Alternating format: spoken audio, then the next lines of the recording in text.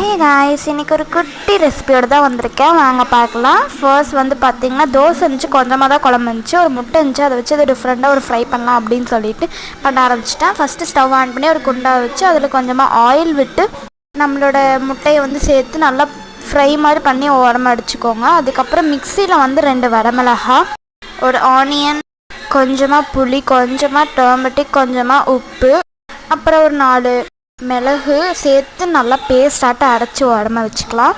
நம்ம பண்ண அந்த முட்டைப்பொடியில் அந்த நம்ம அரைச்சி வச்ச பேஸ்ட்டு சேர்த்து நல்லா மிக்ஸ் பண்ணிக்கோங்க. உங்களுக்கு வேணும்னா கொஞ்சம் ஆயில் கூட சேர்த்து நல்லா மிக்ஸ் பண்ணிக்கோங்க. அது ஆகிறதுக்கு கேப்பில் வந்து பார்த்திங்கன்னா பட்டர் பன் இருந்துச்சு, அதை உரமாக சாப்பிட்டு இருந்தேன். சூப்பராக இருக்கும், எனக்கு ரொம்பவே பிடிக்கும். நல்லா சாஃப்டாக இருந்துச்சு, எனக்கு ரொம்ப பிடிக்கும். உங்களுக்கு யாருக்கு பிடிக்கும்னு சொல்லுங்கள். அதுக்கப்புறம் அது வெந்ததுக்கப்புறம் ஒரு பவுல் ட்ரான்ஸ்ஃபர் பண்ணி ஸ்பூன் போட்டு ஒரு வச்சேன். செம்மையாக இருந்துச்சு. நான் என் உப்பு மட்டும் அதிகமாக சேர்த்துட்டு நீங்கள் பார்த்து சமைக்கும் கூட சாப்பாடு கூட மிக்ஸ் பண்ணி சாப்பிட்லாம். இந்த மாதிரி வீடியோஸ்க்கு நம்மளோட சேனலை மறக்காமல் சப்ஸ்கிரைப் பண்ணுங்கள். பாய்.